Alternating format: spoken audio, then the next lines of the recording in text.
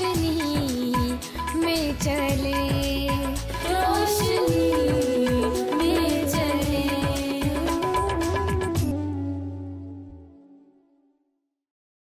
ناظرین، پروگرام کلام کی روشنی میں ہم آپ کو خوش آمدید کہتے ہیں، اور آج کا پروگرام گزشتہ پروگراموں کے ساتھ ہی لنکڈ ہے، اور آج کے پروگرام میں اس ایپیسوڈ میں بھی ہم مسیحی تصور شہادت کے حوالے سے کچھ اور باتیں ڈسکس کریں گے، اور میں بہت شکر گزار ہوں پادری فریڈرک جان کی کہ وہ آج ہمارے ساتھ اس پروگرام میں شامل ہیں، اور آج اس کی تیسری ایپیسوڈ ہے مسیحی تصور شہادت کے حوالے سے۔ بھائی صاحب، گزشتہ جو ایپیسوڈ تھی اس میں ہم نے جس بات پہ اینڈ کیا یا ختم کیا وہ پروگرام، وہ تھا کہ جن لوگوں نے شہادت نوش کیا یا جام شہادت نوش کیا، ان کا آگے کیا فیوچر ہے، کس امید پہ وہ آگے وہ یہ چیز کر کے گزر گئے، کیا امید ہے ان کے لیے؟ دیکھیے، جو سوال آپ کر رہے ہو اس میں آپ شہیدوں کے فیوچر کی بات کر رہے ہیں اور موت کے بعد کی زندگی کی بات کر رہے ہیں جی، کہ اس جہان فانی سے جب کوچ کرتے ہیں، شہادت کا جام نوش کر کے آگے بڑھ جاتے ہیں، تو ان کے پاس کیا امید ہے۔ صحیح۔ ایک بات تو یہ ہے کہ دیکھو، کچھ وعدے ہیں جو نئے عہد نامے میں مسیحی شہیدوں کے لیے خدا یسوع مسیح نے ذکر کیے ہیں، جی، بٹ اس کا ایک اور پہلو بھی ہے۔ ہر وہ شخص جو مسیح کے ایمان میں ہے اور ایمان کے جذبے سے سرشار ہے اور اس ایمان میں رہتے ہوئے یسوع مسیح کے ساتھ، خدا کے ساتھ اپنے تعلق کی اہمیت کو وہ جانتا ہے، اس میں رہتے ہوئے پہلی بات تو جو وہ فیل کرتا ہے اپنی زندگی میں، وہ اس کو ایک ذمہ داری کے طور پر لیتا ہے۔ مثال کے طور پر میں ایک مسیحی ایماندار ہوں، اور اس زندگی میں رہتے ہوئے میں جو کچھ بھی کر رہا ہوں اس کے لیے بھی میرے پاس ہدایات ہیں، کچھ چیلنجز ہیں، کچھ ذمہ داریاں ہیں جو خدا یسوع مسیح کی طرف سے مجھے بطور مسیحی ایماندار دی گئی ہیں۔ تو پہلی بات تو یہ ہے کہ جو کچھ بھی میں کر رہا ہوں شہادت کے سلسلے میں، چاہے وہ شہادت کی ابتدائی شکل ہو چاہے انتہائی شکل ہو، میں اپنی مسیحی ایماندارانہ زندگی کا اظہار کر رہا ہوں کہ میں یہ کچھ ہوں اور میں اس طرح سے اپنے آپ کو پیش کر رہا ہوں۔ تو پہلی بات تو یہ ہے کہ وعدے اپنی جگہ پر ہیں، موت کے بعد کی زندگی اس کی اپنی جگہ پر ہے، صحیح، لیکن پہلی بات جس سے وہ سرشار ہے، جو اس کو یہ سب کچھ کرنے کے لیے آمادہ کرتی ہے، وہ اس کا وہ ایمانی جذبہ ہے جس کو وہ ذمہ داری کے طور پر ادا کرتا ہے کہ یہ میری ذمہ داری ہے۔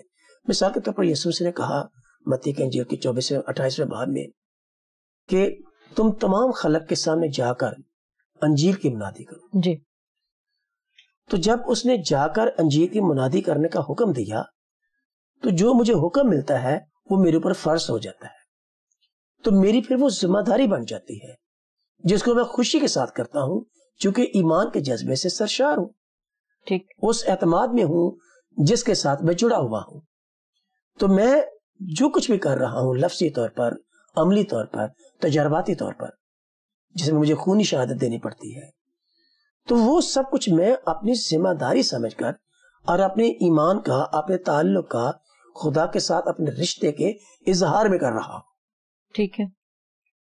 اور بلا شبہ جیسے ہم نے پچھلے ایپیسوڈ میں بھی کہا کہ اس انسان کی جبلت یہ ہے کہ وہ جو کچھ بھی کرتا ہے اس کے عوض میں وہ کچھ توقع کرتا ہی کرتا ہے، وہ سوچتا ہی سوچتا ہے۔ اور خدا نے ہر ایماندار کے ساتھ وعدے کیے ہیں، چاہے وہ کسی مذہب سے تعلق رکھتے ہو یا کسی بھی فرقے سے تعلق رکھتے ہو، جو کچھ بھی جو کر رہا ہے اس کے عوض میں اس کے ساتھ وعدے ہیں، ٹھیک، کچھ برکتیں ہیں، صحیح، کچھ امیدیں ہیں جس کے لیے وہ بڑھ رہا ہے۔ تو پہلا اس کا ایفیکٹ تو یہ ہے کہ وہ اپنی ذمہ داری انجام دیتے ہوئے وہ ان سارے کاموں میں سے گزر جاتا ہے۔ ٹھیک ہے۔ جب وہ گزر جاتا ہے کامیابی سے، تو یسوع مسیح نے کہا کہ جو آخر تک برداشت کرے گا، برداشت کیا کرے گا؟ سفرنگز، اس دنیا کی مخالفت، اس دنیا کی عداوتیں، اس دنیا کی آزمائشوں پر جو غالب آئے گا۔ ٹھیک۔ اور مکاشفہ کتاب میں آپ اگر جو کلیسیاؤں کے نام خط لکھے گئے ہیں، 7 کلیسیاؤں کے نام خط، اس میں ہر خط کے آخر پہ یہ کہا گیا ہے جو غالب آئے. جی ہاں, جو غالب آئے, جو غالب آئے. اور ہر خط کے اینڈ پہ ہر کلیسیا کو غالب آنے کی بات کی گئی. اور جو غالب آنے کی بات ہے وہ فتح مند زندگی کی بات ہے, کہ آپ انسانی اور دنیاوی آزمائشوں پر غالب آؤ, تم ابلیس کی چالوں پر غالب آؤ, صحیح, اور اپنے ایمان کو تھامے رہو, اور اس ذمہ داری کو انجام دیتے ہوئے منادی بھی کرو, اور کلام کو عمل میں بھی لاؤ, اور پھر اگر موقع ملے تو جام شہادت بھی نوش کرو, کیونکہ مکاشفہ کتاب میں لکھا کہ جان دینے تک وفادار رہے. تو جو وفاداری کا معیار ہے اس زندگی میں, وفاداری کے ذمہ داری کے تعلق سے, وہ جان دینے تک ہے. کسی سٹیج پر بھی بے وفائی نہیں کر سکتے. تو اس میں ایک تو ایماندار اپنی وفا کو نبھا رہا ہے, ٹھیک ہے, اپنی ذمہ داری کو نبھا رہا ہے, اور اس کے سامنے بلا شبہ ایک ٹارگٹ ہے, ایک فوکس ہے, ایک گول ہے. اور وہ گولز جو ہے وہ اس زمین پر بھی ملتے ہیں بلکہ اور آگے بھی ملتی ہیں. اور اس کا ذکر میں جو عام طور پر تصور ملتا ہے جنت اور فردوس کا, کہ لوگ جو جام شہادت نوش کرتے ہیں وہ جنت میں جاتے ہیں, وہ فردوس میں جاتے ہیں. اور لفظ فردوس کا ذکر نئے عہد نامے میں اس وقت ہوا جب خدا یسوع مسیح کے ساتھ وہ 2 ڈاکو مصلوب ہو رہے تھے. ہاں جی. تو ان میں سے ایک کے ساتھ یسوع مسیح نے یہ وعدہ کر دیا کہ تو آج ہی میرے ساتھ فردوس میں ہوگا. فردوس کیا ہے؟ کچھ لوگوں کے نزدیک یہ ہے کہ فردوس ایک جگہ کا نام ہے. اور لیکن جب ہم جس شخص کے ساتھ یسوع مسیح نے وعدہ کیا, اس ڈاکو کے ساتھ, اس ڈاکو کی تو ٹانگیں توڑی گئی, جس سے یہ معلوم ہوتا ہے کہ وہ ڈاکو مرا نہیں تھا. اگر وہ مر جاتا تو اس کی ٹانگیں نہیں توڑی جاتی. تو وہ مرا تو نہیں ہے, پھر وہ آج ہی کیسے خداوند یسوع مسیح کے ساتھ فردوس میں کیسے ہوگا؟ اصل میں بات یہ ہے کہ اس کی وضاحت ملتی ہے یوحنا کی انجیل کے 3 باب کی 16ویں آیت میں, جہاں پر لکھا ہے کہ خدا نے دنیا سے ایسی محبت رکھی. چلیں یہ آیت پڑھتے ہیں تاکہ اس بات کی وضاحت اس میں ہمیں واضح طور پر مل جائے. یوحنا کی انجیل اس کا 3 باب اور اس کی 16ویں آیت, اور یہ آیت بڑی مشہور ہے. یہاں پر لکھا ہے کیونکہ خدا نے دنیا سے ایسی محبت رکھی کہ اس نے اپنا اکلوتا بیٹا بخش دیا, تاکہ جو کوئی اس پر ایمان لائے. اور وہ ڈاکو یسوع مسیح پر ایمان لے آیا. اور اگر وہ اس ٹیکسٹ کو پڑھیں لوکا کی انجیل میں جو ہے, اس میں لکھا ہے جب ان کے مباحثہ ہوتا ہے صلیب پر پہلے ڈاکو اور دوسرے ڈاکو کے بیچ میں, تو پہلا ڈاکو اسے کہتا ہے کہ کیا تم مسیح نہیں, تو اپنے آپ کو بچا اور ہمیں بھی بچا. تو دوسرا ڈاکو جس کے ساتھ یسوع مسیح نے وعدہ کیا, اس نے کہا کہ کیا تو خدا سے بھی نہیں ڈرتا؟ گویا کہ جس سے کے بارے میں پہلا ڈاکو بات کر رہا ہے اس کو دوسرا ڈاکو اپنا خدا مان رہا ہے. پھر اس نے کہا کہ ہم تو اپنے کاموں کا بدلہ پا رہے ہیں, صحیح, لیکن اس نے کوئی ایسا بے چاک کام نہیں کیا, وہ اس کو بے گناہ مان رہا ہے. پھر اس نے تیسری بات کہی یسوع مسیح سے کہ جب تو اپنی بادشاہی میں آئے تو مجھے یاد کرنا. تو گویا کہ وہ یسوع مسیح کو اپنا بادشاہ مان رہا ہے. ٹھیک ہے, ٹھیک ہے. تو یہ ساری باتیں اس کے ایمان کا حصہ بنی, اور اس ایمان کی بنا پر اس کو یہ وعدہ دیا گیا کہ تو آج ہی میرے ساتھ فردوس میں ہوگا. بلکہ میں تو یہ کہتا ہوں کہ وہ یسوع مسیح نے کہا کہ تو آج ہی میرے ساتھ فردوس میں ہے. اور یہ آیت اس کی وضاحت کرتی ہے, کیونکہ خدا نے دنیا سے ایسی محبت رکھی کہ اس نے اپنا اکلوتا بیٹا بخش دیا, تاکہ جو کوئی اس پر ایمان لائے, جو کہ دوسرا ڈاکو ایمان لے آیا, ایمان لائے, ہلاک نہ ہو بلکہ ہمیشہ کی زندگی پائے at the cost of faith. ٹھیک ہے. اور اس میں مرنے کا بات نہیں ہے, اس میں ایمان لانے کی بات ہے.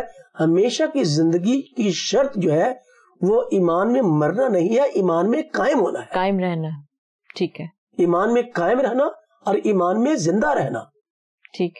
تو مسیح خداوند نے جو ہمیشہ کی زندگی کی بات کی ہے, اور یوحنا رسول نے اس کو ریکارڈ کیا ہے, ہمیشہ کی زندگی کو, جس کو ہم جنت الفردوس کی زندگی کہتے ہیں, جس کو ہم آئندہ کی زندگی کی بات کرتے ہیں, جو غیر مرئی زندگی ہے.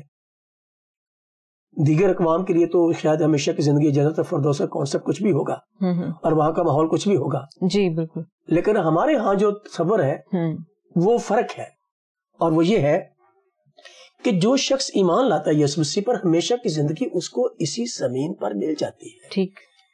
اور یہ جسمانی موت جو ہے وہ اس زندگی کو ڈیمیج نہیں کرتی جو مسیح پر ایمان لانے سے ملتی ہے. اب ہمیشہ ایک زندگی وہ ہے جو آپ کو نتھروں میں دم پھونکنے سے ملی تھی، جو آدم اول کو ہوا تھا جی، جب آدم کی تخلیق ہوئی. ایک زندگی آپ کو ملی تھی، صحیح، وہ ایمان پر نہیں ملی تھی. اس زندگی کی حقیقت اور اس ایمانی زندگی کی حقیقت دو فرق باتیں ہیں. وہ زندگی تو ہر ایماندار بے ایمان کے پاس موجود ہے، اور وہ زندگی اختتام پذیر ہوتی ہے جب یہ جسم مر جاتا ہے. لیکن یہ زندگی جو یسوع مسیح کے وسیلے سے ملتی ہے، یہ جسمانی موت اس زندگی کو ڈیمیج نہیں کرتی. ٹھیک. اور یہ زندگی جو مسیح پر ایمان لانے سے ملتی ہے، وہ اس جسمانی موت میں سے گزر کر آگے نکل جاتی ہے، جس کو ہم اس ہمیشہ کی زندگی کا جلالی فیس کہتے ہیں، صحیح، روحانی فیس کہتے ہیں، اور نورانی فیس کہتے ہیں. جب یسوع مسیح پر میں ایمان لاتا ہوں تو اس آیت کے مطابق مجھے ہمیشہ کی زندگی اسی وقت ملتی ہے، گو کہ میں مرا ہوں یا نہیں مرا، لیکن میں یسوع مسیح پر ایمان لایا ہوں، اور یہ آیت یہ بیان کر رہی ہے کہ مجھے ہمیشہ کی زندگی مل گئی ہے. ٹھیک. اب ایک میرے پاس پہلی زندگی تھی جو نتھروں میں دم پھونکنے کے وسیلے سے ملی تھی آدم اول کو. صحیح. ایک یہ زندگی ہے جو ایمان سے ملی ہے. یہ جو زندگی ایمان سے ملی ہے، اس کے بارے میں یوحنا انجیل کہہ رہی ہے کہ یہ ہمیشہ کی زندگی ہے. اور یہ ہمیشہ کی زندگی جو ہے، یہ تو ایمان لانے سے شروع ہو گئی. اس کے بعد آپ کی یہ جسمانی زندگی جو نتھروں میں دم پھونکنے سے ملی تھی، وہ ایک سٹیج پر جا کے ڈیمیج ہوتی ہے، ختم ہوتی ہے. لیکن یہ ہمیشہ کی زندگی جو ہے، اس زندگی کے ڈیمیج ہونے سے یہ ڈیمیج نہیں ہوتی، یہ قائم رہے گی، یہ قائم رہے گی. اور یہ جسمانی موت سے پہلے جو ہمیشہ کی زندگی ہے، یہ اس کا جسمانی اور نفسانی فیس ہے. ٹھیک ہے. پھر اس زندگی کے، اس جسمانی زندگی کے اختتام پر اسی زندگی کا جلالی فیس شروع ہوتا ہے، جس کا ذکر مکاشفہ کتاب میں ہمیں ملتا ہے. اور مکاشفہ کتاب کے 7ویں باب میں اس بات کا ذکر ملتا ہے کہ وہاں پر ایک بڑی بھیڑ ہمیں ملتی ہے جو سفید جامے پہنے ہوئے ہیں. مکاشفہ کتاب اس کا 7واں باب اس کی 9ویں آیت، یہاں پر لکھا ہے کہ ان باتوں کے بعد جو میں نے نگاہ کی تو کیا دیکھتا ہوں کہ ہر ایک قوم، قبیلے اور امت اور اہل زبان کی ایسی بڑی بھیڑ جسے کوئی شمار نہیں کر سکتا، سفید جامے پہنے اور کھجور کی ڈالیاں اپنے ہاتھ میں لیے ہوئے تخت اور برے کے آگے کھڑی ہے، اور بڑی آواز سے چلا چلا کر کہتی ہے کہ نجات ہمارے خدا کی طرف سے ہے جو تخت پر بیٹھا ہے اور برے کی طرف سے.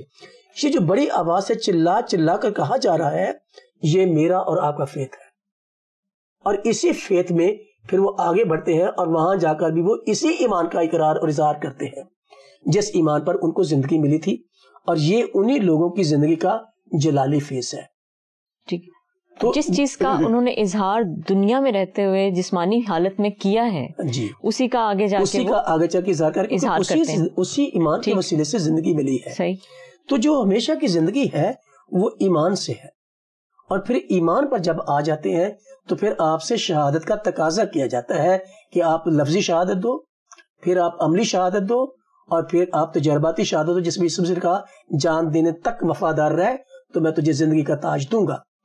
ایمان پر رہتے ہوئے شہادت کا عمل جاری رہنا چاہیے، لفظی سطح پر، عملی سطح پر، تجرباتی سطح پر. اس کے بعد یسوع مسیح نے کہا جو جان دینے تک وفادار رہے گا اس کو زندگی کا تاج ملے گا. تاج ایک سرفرازی کی بات ہے، تاج زندگی نہیں ہے، تاج زندگی کا نشان ہے، ایک ثبوت ہے. اور جو تاج کی بات کر رہے ہیں یہ اس سرفرازی کی بات ہے. دراصل جو ایمان میں رہتے ہوئے شہادت کے درجوں میں آگے بڑھتا ہے وہ سرفرازی کی حالت میں چلا جاتا ہے. اور انجیل مقدس میں اور بائبل مقدس میں مکاشفہ کتاب میں 2 باب کی 7ویں آیت سے لے کر اگر 3 باب کی 21ویں آیت کا مطالعہ کریں تو اس میں فردوس کا، جو جنت کا، جس کو ہم دنیا کی اقوام جنت کہتی ہیں، فردوس کہتی ہیں، اس کے بارے میں مکاشفہ کتاب کی ان ابواب میں ذکر ملتا ہے کہ وہاں کیا ہوگا. جو لوگ اس ہمیشہ کی زندگی کے جسمانی فیز سے نکل کر شہادت کا جام نوش کر کے جلالی فیز میں چلے جاتے ہیں، اور اس کے بارے میں لکھا ہے جو غالب آئے، جو شہادت کا جام نوش کرے، جو اس زندگی پر غالب آئے، ان کے ساتھ کیا ہوگا. اور اس میں 7 کلیسیاؤں کے خط ہیں، اور ہر خط کے اینڈ پہ جو جملے لکھے گئے ہیں وہ لکھا ہے کہ وہ ان کو زندگی کا پھل کھانے کو دے گا، وہ زندگی کا تاج دے گا. اگر آپ دیکھیے میرے ساتھ مکاشفہ کتاب. ناظرین آپ بھی بائبل مقدس اگر آپ کے پاس ہے آپ ضرور ان حوالہ جات کا مطالعہ کریں اور ان کو ساتھ ساتھ آپ دیکھتے جائیں. مکاشفہ کتاب اس کا دوسرا باب اس کی 7ویں آیت. جی یہاں پر لکھا ہے جس کے کان ہو وہ سنے کہ روح کلیسیوں سے کیا فرماتا ہے, جو غالب آئے میں اسے اس زندگی کے درخت میں سے جو خدا کے فردوس میں پھل کھانے کو دوں گا, ایک مخصوص حق.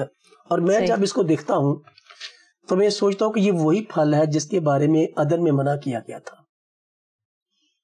اب وہ اس کو کھانے کو دے رہا ہے جو غالب آئے ہیں. تو زندگی کا ایک فیز ہے جو شہادت کی روح میں رہتے ہوئے گزارا جاتا ہے, اور پھر اس کو یہ حق ملتا ہے کہ وہ پھل جس کو منع کیا گیا تھا اب وہ اس کو کھانے کو دیتا ہے. اور پھر اگلے جو سمرنا کلیسیا کا نام خط ہے اس کی 11ویں آیت دیکھیں ذرا, مکاشفہ کتاب اس کا دوسرا باب اور اس کی 11ویں آیت.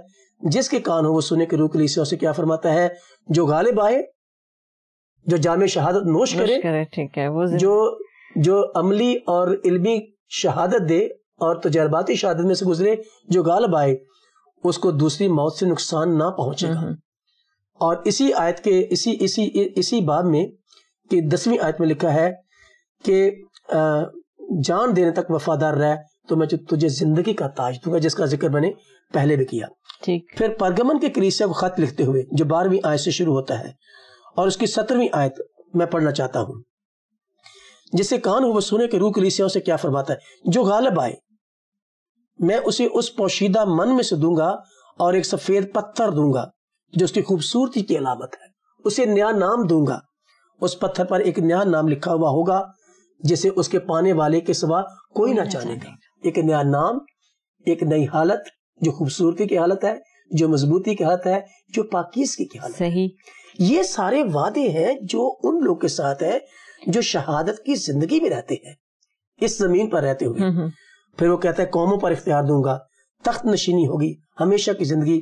یہ سارے وہ وعدے ہیں جو خداوند یسوع مسیح نے اپنے ان لوگوں کے ساتھ کیے ہیں جو ایماندار ہیں اور اس زمینی زندگی میں رہتے ہوئے وہ ان تینوں سٹیجز کی شہادت کو عبور کرتے ہیں. ٹھیک, وہ منادی بھی کرتے ہیں, اپنے ایمان کا پرچار بھی کرتے ہیں, وہ اس خداوند کے احکامات کو اپنی عملی زندگی میں جگہ بھی دیتے ہیں, اور جب موقع ملتا ہے تو وہ جان دینے تک بھی تیار رہتے ہیں, جس طرح سے پولیکارپ نے کیا, جس طرح سے انتپاس نے کیا, جس طرح سے اسطفنس نے کیا, جس طرح سے یسوع مسیح کے باقی رسولوں نے کیا, جس کا ذکر ہم نے پچھلے ایپیسوڈ میں کیا.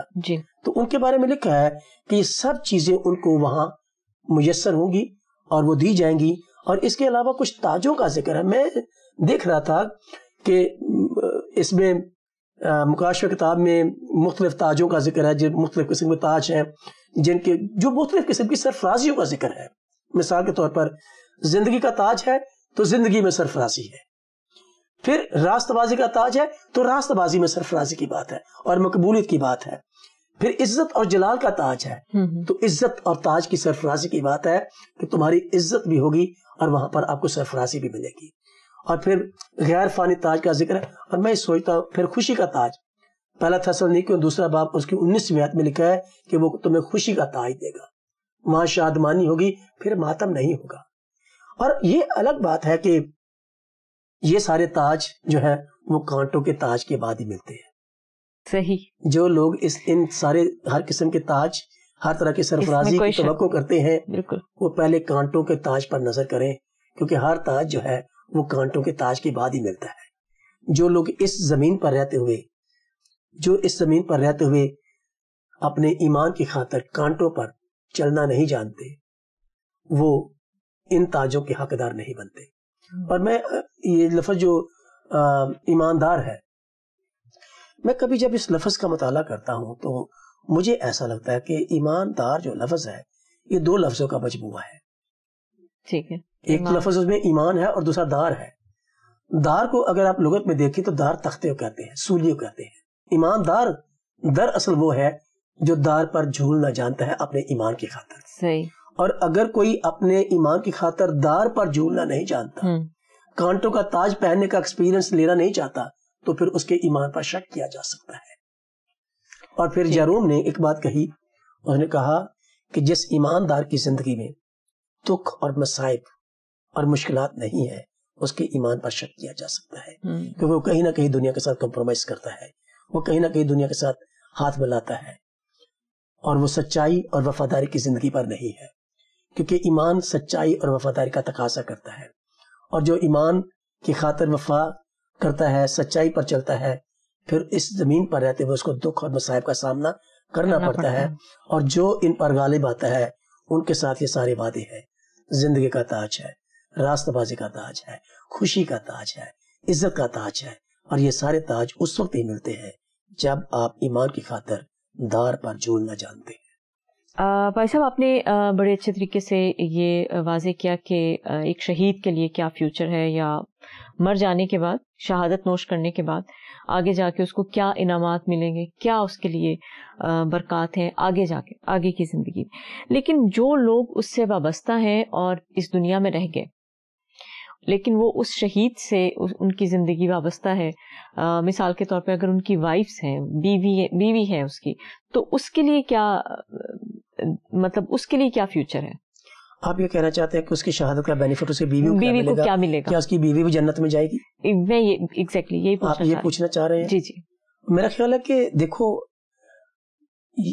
جو جسمانی رشتے ہیں وہ جسم تک ہیں، ٹھیک ہے، اور یسوع مسیح سے ایک دفعہ ذکر ہوا تھا، اور کسی نے پوچھا تھا کہ ایک شخص تھا کہ اس کی شادی ہوئی، وہ مر گیا، اور وہ مر گیا، اور اس عورت سے اس کے دوسرے بھائی کی شادی ہوئی، جی صحیح، وہ آدمی بھی مر گیا، پھر کرتے کرتے وہ 7 بھائیوں کا انتقال ہو گیا، تو آخرت میں آگے چل کر اگلی زندگی میں وہ عورت کس کی بیوی ٹھہرے گی؟ یہ ایک واقعہ ہے، ٹھیک۔ تو یہ آپ کے سوال کے ساتھ شاید بہت ہی مناسب سے یہ بات ہے جو یسوع مسیح نے اس بات ذکر کیا، اور اس پر یسوع مسیح نے اپنا خیال دیا تھا، اور وہ خیال یہاں پر بالکل فٹ بیٹھتا ہے۔ یسوع مسیح نے کہا تھا کہ وہاں سب فرشتوں کی مانند ہوں گے، وہاں کوئی بیاہ شادی نہیں ہوگی، وہاں کوئی کسی کی بیوی نہیں ہوگی، ٹھیک ہے؟ کیونکہ جس کو ہم جنت الفردوس کہتے ہیں، جس کو ہم ہمیشہ کی زندگی کہتے ہیں، وہ ایک روحانی سفیر ہے، ایک روحانی زندگی ہے، اور روحوں کے ساتھ بیاہ شادیاں نہیں ہوتی۔ یہ بیاہ شادی کے جو رشتے ناتے ہیں یہ جسم تک ہیں، یہ جسمانی ناتے ہیں، جسمانی رشتے ہیں۔ جو لوگ اس قابل ہوں گے کہ وہ اس روحانی اور جلالی زندگی میں داخل ہوں، یسوع نے کہا کہ وہاں سب لوگ فرشتوں کی مانند ہوں گے۔ تو فرشتوں کی مانند سے مراد یہ ہے کہ فرشتوں میں آپس میں شادیاں نہیں ہوتی، اور جو لوگ وہاں جائیں گے وہ فرشتوں کی اگر مانند ہوں گے تو پھر ان میں بھی بیاہ شادیاں کوئی نہیں ہوگی، ان کو وہاں کسی عورت کی ضرورت نہیں ہوگی، کیونکہ یہ خواہشیں، جسمانی خواہشیں جسم تک ہے، جسمانی رشتے جسم تک ہیں۔ اور میاں بیوی کے بارے میں تو میں آپ کو ایک بیان دیتا ہوں پولس رسول کا، رومیو کے نام پولس رسول کا خط، اس کا 7واں باب، اور اس کی پہلی آیت سے میں پڑھتا ہوں، میں 2-4 آیتیں پڑھ رہا ہوں، اس کو ذرا سن لیجئے ذرا دھیان سے۔ اے بھائیو، اور اے بھائیوں سے مراد وہ جہاں پر بھی نئے عہد نامے میں بالخصوص لفظ بھائیوں استعمال کیا گیا ہے، اس سے مراد ایمانی بھائی ہیں، تخمی بھائی نہیں ہے، ٹھیک ہے۔ یہ الگ بات ہے کہ ہماری کتاب میں کچھ لوگوں کے لیے تخمی بھائیوں کے طور پر بھی جو ایک ہی باپ کی اولاد ہے ان کے لیے بھی لفظ استعمال ہوا ہے یہ، لیکن زیادہ تر یہ ایمانی بھائیوں کے لیے استعمال ہوا ہے، اور یہاں پر پولس رسول ایمانی بھائیوں کے لیے لفظ استعمال کر رہا ہے جو اس کے ہم ایمان ہے۔ وہ کہتا ہے، اے بھائیو، کیا تم نہیں جانتے کہ جب تک آدمی جیتا ہے اسی وقت تک شریعت اس پر اختیار رکھتی ہے؟ چنانچہ جس عورت کا شوہر موجود ہے وہ شریعت کے موافق اپنے شوہر کی زندگی تک اس کے بند میں ہے، اس کے نکاح میں ہے، اس کی بیوی ہے۔ اصل میں جو پولس کہنا چاہ رہا ہے کہ شریعت کے موافق اپنے شوہر کی زندگی تک جب اس کے بند میں ہے، اس کے نکاح میں ہے، لیکن اگر شوہر مر جائے تو وہ شوہر کی شریعت سے چھوٹ گئی، اس کے نکاح سے چھوٹ گئی، اب وہ اس کی بیوی نہیں رہی۔ اور پس اگر شوہر کے جیتے جی دوسرے مرد کی ہو جائے تو زانیہ کہلائے گی، لیکن اگر شوہر مر جائے تو وہ اس شریعت سے آزاد ہے، یہاں تک کہ اگر کسی دوسرے مرد کی ہو بھی جائے تو زانیہ نہ ٹھہرے گی۔ تو یہ جو بند کا، ایک رشتے کا، میاں بیوی کے رشتے کا تعلق جو ہے، پولس رسول کا یہ کہنا ہے کہ وہ اس کی زندگی تک اس کے بند میں ہے۔ تو یہ جو بیوی زمین پر چھوڑ کر گیا ہے وہ یہاں سے کوچ کرنے کے بعد اس کی جسمانی زندگی ختم ہو گئی. ٹھیک ہے, اس کا رشتہ ختم ہو گیا, جسمانی رشتے بھی ختم ہو گئے, ٹھیک ہے, جسمانی جذبات بھی ختم ہو گئے, ٹھیک ہے, جسمانی خواہشیں بھی ختم ہو گئی. آگے تو پھر اس کی روحانی زندگی ہے, ٹھیک, جس کو ہم نے جلالی زندگی بھی کہا. مکاشفہ کتاب میں نے 7ویں باب کی 9ویں آیت سے کچھ حوالہ پڑھا تھا, صحیح, جس میں نے کہا تھا کہ ہمیشہ کی زندگی کا جسمانی فیز ختم ہوا, جلالی فیز شروع ہو گیا. تو جسمانی فیز تک جسمانی رشتے, جسمانی جذبات, جسمانی خواہشیں سب رہیں, لیکن جب جسم سے خروج کر گئے, آگے بڑھ گئے, تو پھر جسمانی خواہشیں, جسمانی رشتے, جسمانی جذبات بھی ختم ہو گئے. اور وہاں پر اس زمینی زندگی کا اس مرد کے ساتھ کوئی تعلق نہیں ہے. اگر کوئی تعلق ہے تو اگر وہ بیوی ایماندار ہے تو اس مرد کے ساتھ صرف اس کا ایمانی تعلق ہے. ایمان کے رشتے جو ہیں وہ ابدی ہے, جسمانی رشتے ابدی نہیں ہیں. ٹھیک, یہ جو زمینی بیوی ہے یہ اس کی شہادت سے بینیفٹ نہیں ہوگی. اچھا, وہ اگر بینیفٹ ہوگی تو اپنے ہی ایمان پر بینیفٹ ہوگی, ٹھیک ہے, جس ایمان پر وہ چل رہی. اگر وہ اس آدمی کے ایمان پر ہی چل رہی ہے تو وہ وہاں پہنچے گی تو صحیح جہاں پر وہ گیا ہے, لیکن وہاں اس کی وہ بیوی نہیں ہوگی, کیونکہ وہاں پر اس کو بیوی کی ضرورت نہیں ہے. کیونکہ وہاں پر جو لوگ پہنچیں گے, جن کو یہ نصیب ہوگا, جن کو یہ مقدور ہوگا کہ وہاں پہنچے, وہ جلالی اور روحانی جسم میں ہوں گے, اور جلالی اور جسمانی باڈی جو ہے وہ بیاہ شادیاں نہیں کرتے. ٹھیک, ان کے جسمانی جذبات فرشتوں کی مانند وہ فرشتوں کی مانند ہوتے ہیں. ٹھیک ہے بھائی صاحب, بہت بہت شکریہ. آپ نے بہت خوبصورتی سے شہادت کے حوالے سے مسیحی جو تصور ہے یا بائبل کی روشنی میں, کلام کی روشنی میں اس ساری چیز کو, اس سارے ٹاپک کو آپ نے بیان کیا اور کنکلوڈ کیا. اور ایک دو باتیں جو آپ نے کہی کہ کانٹوں کا تاج جو ہے وہ زندگی کا تاج حاصل کرنے سے پہلے پہننا ضروری ہے. تو ہم سب کو اس بات کو, آج ہم اس بات کو سیکھ کے جائیں کہ کانٹوں کا تاج ہم کس طرح سے پہنیں گے, اور کیا ہماری زندگیاں شہادت کے لیے تیار ہیں یا نہیں ہے. بھائی صاحب بہت بہت شکریہ. ناظرین آپ کا بھی بہت بہت شکریہ, آپ نے اس پروگرام کو دیکھا. گزشتہ 2 ایپیسوڈ ہم نے کی, آج کی تیسری ایپیسوڈ شہادت کے حوالے سے تھی. میں پوری امید کرتی ہوں کہ آج کے پروگرام سے آپ نے ضرور بہت برکت حاصل کی ہوگی, جو کہ میں خود ذاتی طور پر اس ٹاپک کے حوالے سے بہت کچھ میں نے پادری صاحب سے سیکھا. آج کے پروگرام سے ہمیں اجازت دیجیے. پروگرام کلام کی روشنی کی ٹیم کو اپنی دعاؤں میں یاد رکھیے گا. اجازت دیجیے, خدا حافظ. آؤ ہم خداوند کی روشنی میں چلیں.